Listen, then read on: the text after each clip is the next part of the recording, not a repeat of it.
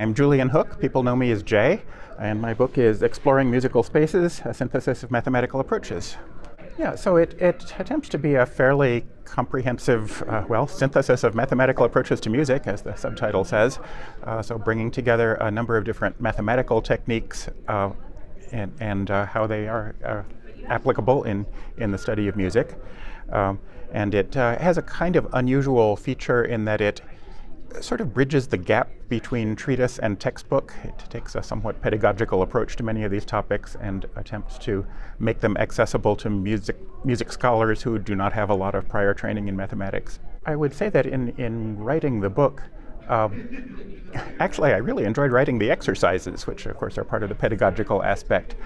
Many parts of writing the book proved to be much more laborious than I imagined it was going to be when I started, but writing exercises I found to be quite fun sometimes. You can use an exercise as a way of introducing an idea briefly without going into a lot of painstaking detail about it. In a lot of the book I tried very hard to be as complete and precise as possible, and in an exercise you don't really have to do that. I mean, after all, the idea is to make people figure some things out for themselves, and from the very start I knew that there were going to be exercises.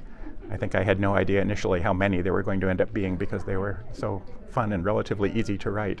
And maybe I should say that I appreciate the fact that nobody at Oxford University Press ever tried to talk me out of writing the book that way. I can imagine maybe some editors wouldn't have been so happy about that kind of organization. And I guess I would say that a lot of readers will come to share my view that a mathematical understanding of music can really enhance the musical experience.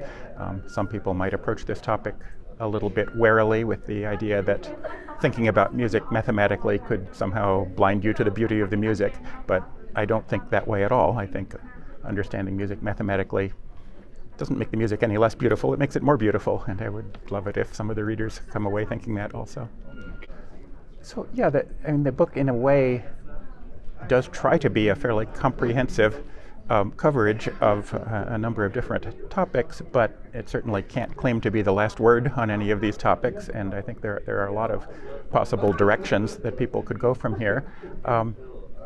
In particular, it is certainly primarily a work of music theory, not a work of musical analysis. So there are a lot of short little analytical snippets here and there, but they don't pretend to be complete analyses of pieces. Many of them are there primarily to illustrate a certain technique or mathematical point, more than to say anything especially revealing about the music. But there's a lot of potential to use these techniques in larger analyses, maybe as part of a larger analysis that also brings other kinds of techniques into play. I think there's an increasing trend to do that kind of thing these days, in which people write musical analyses that bring together a lot of different perspectives, and I think mathematical approaches can be an important part of that.